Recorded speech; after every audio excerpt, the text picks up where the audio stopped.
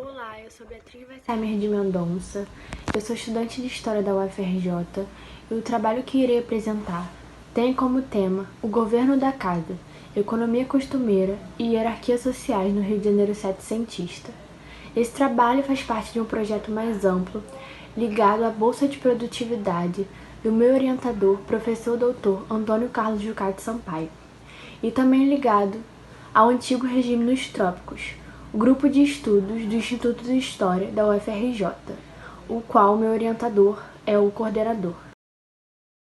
O objetivo central do projeto é ampliar a visão da relação entre economia, política e costumes da sociedade colonial a partir do estudo da capitania do Rio de Janeiro na primeira metade do século XVIII, tendo em vista as suas grandes transformações e a conquista do poder econômico.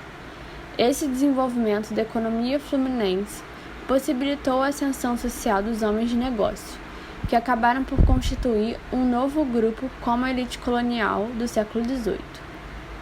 Para garantir o enraizamento na hierarquia social local, essa elite mercantil estabelecia alianças com os mais diversos grupos sociais via compadrio. A constituição das hierarquias sociais nos trópicos baseava-se, como será visto, no costume. Mas, para entender o objetivo central, é preciso explicar o contexto histórico. A descoberta das regiões auríferas no interior da América Portuguesa desempenhou a criação rápida de um amplo mercado consumidor na região, que transformou rapidamente a economia fluminense e redefiniu seu papel nos quadros do Império. Ao longo da primeira metade dos 700, a Praça Carioca ultrapassou, aos poucos, a de Salvador em importância dentro do sistema mercantil lusitano. É vista uma crescente participação da Praça Carioca tanto no comércio com Portugal quanto no tráfico de escravos, já que a região se transformou em um dos principais destinos de cativos na América Portuguesa. Além disso, ocorreu a vinculação do Rio de Janeiro com a Extremadura sul da América Portuguesa. A raiz dessa vinculação está na fundação da colônia de Sacramento, em 1680, o que possibilitava o acesso mais direto do Rio de Janeiro à prata espanhola. Em 1685, o Conselho Ultramarino aprovou a circulação das moedas de prata de Buenos Aires no Rio de Janeiro. Dessa forma, os comerciantes cariocas que controlavam o comércio com a região da Platina, além de que era do Rio de Janeiro que partiam os alimentos, recursos, homens e munições que garantiam a existência da colônia de Sacramento. A primeira metade do século XVIII vai deparar-se com uma economia mercantil local extremamente dinâmica, que vai conectar a capitania não só com as demais áreas do Centro-Sul, como também do Nordeste, e vai dar a seu porto um movimento constante. Então, esse acelerado processo de desenvolvimento do capital mercantil carioca, que se passa nos 700, acabou por refletir na composição de sua elite.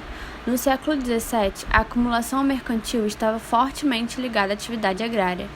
Na virada do século XVII para o século XVIII, a principal transformação ocorrida foi a constituição de uma esfera tipicamente mercantil de atuação, que não existia nos 600 fluminenses. Dessa forma, ocorre a formação da elite mercantil como um grupo social autônomo em face da elite agrária, tornando-se a mais importante fornecedora de capital do Rio de Janeiro. Isso porque torna-se responsável direta pela própria reprodução da sociedade fluminense por meio do controle dos mecanismos de crédito e da oferta de mão de obra.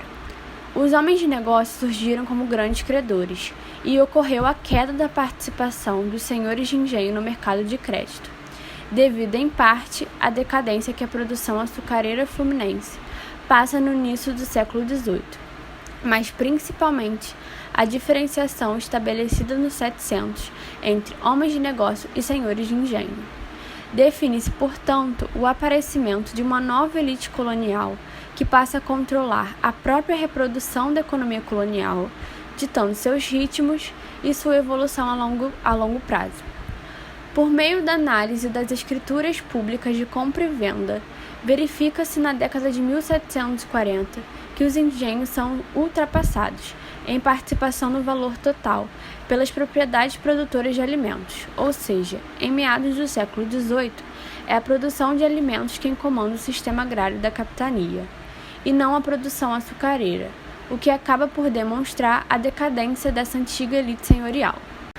Nessa sociedade, os senhores de engenho estavam no topo da hierarquia social, e o prestígio social era fortemente embasado na propriedade de moendas.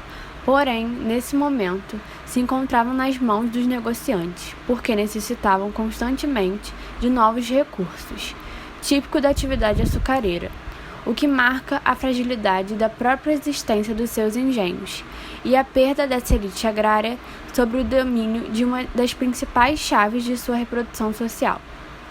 Essa fragilidade estrutural já ocorria na segunda metade do século XVII, porém se potencializou no século XVIII.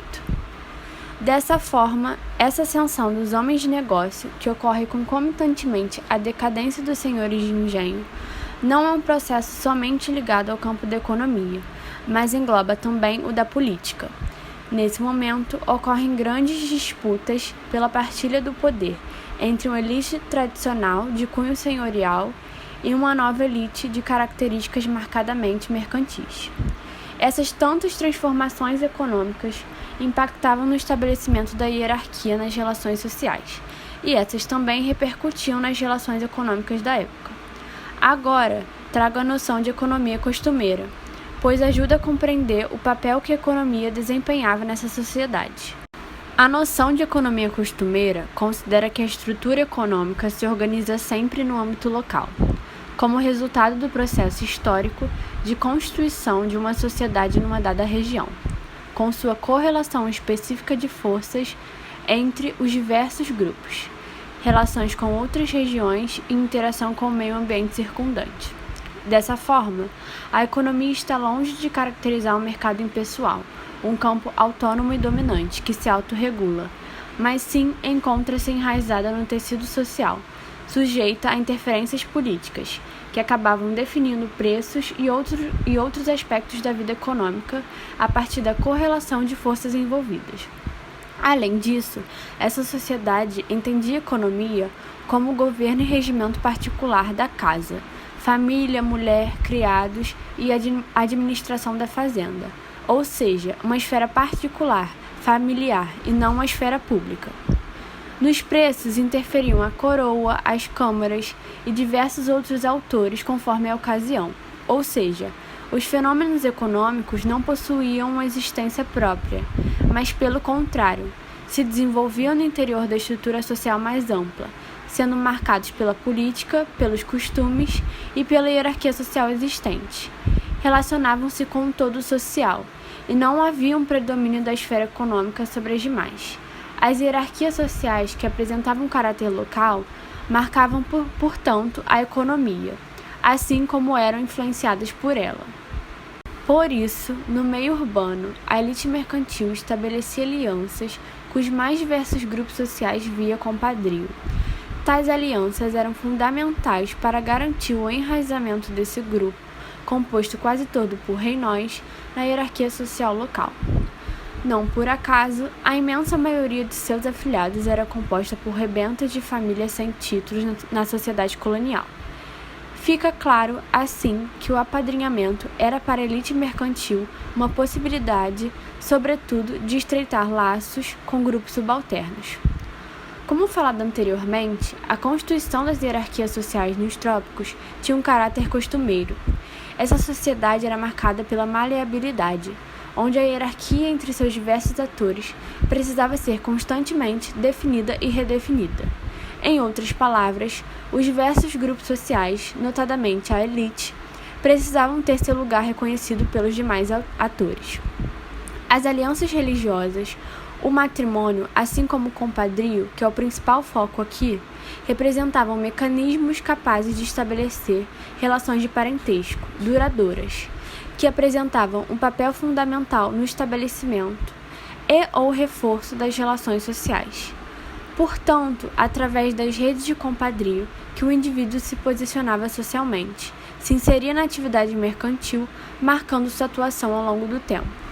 No século XVIII, esta plasticidade da sociedade colonial é colocada à prova com a ascensão social dos homens de negócio, sobretudo porque criavam novos padrões de ascensão, distintos dos padrões sociais vigentes, principalmente distintos da atuação concreta da coroa. pois em Portugal as hierarquias sociais eram definidas pelos estatutos. Nesse sentido, as mudanças do século XVIII deram uma nova feição ao processo generativo do antigo regime nos trópicos. Adentrando a parte de conteúdo do trabalho, o objeto de estudo são os registros de batismo das principais freguesias urbanas da capitania do Rio de Janeiro no século XVIII, que possibilitam a aproximação com as alianças estabelecidas pela elite mercantil. Os registros de batismo da freguesia da Candelária já se encontram levantados para o período de 1718 a 1750. Dando continuidade ao estudo, o objetivo é levantar os da Sé para a primeira metade do século XVIII. E, como o trabalho ainda se encontra em um estágio preliminar, o que fiz até o momento foi dar continuidade à análise e à transcrição da documentação de batismos ocorridos na freguesia da Sé, do ano de 1720 a 1728.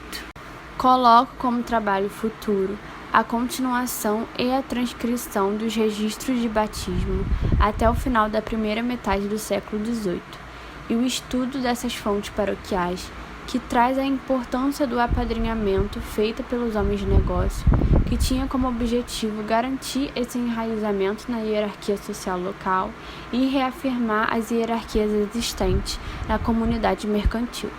Dessa forma, afirmavam seu poder político, além do poder econômico que já haviam conquistado. Como o trabalho ainda encontra-se em um estágio preliminar, trago como conclusão a ideia de que esse projeto, que traz como foco o estudo das transformações ocorridas na hierarquia social colonial e suas repercussões na economia, é uma chave essencial para a compreensão da sociedade colonial em seu conjunto.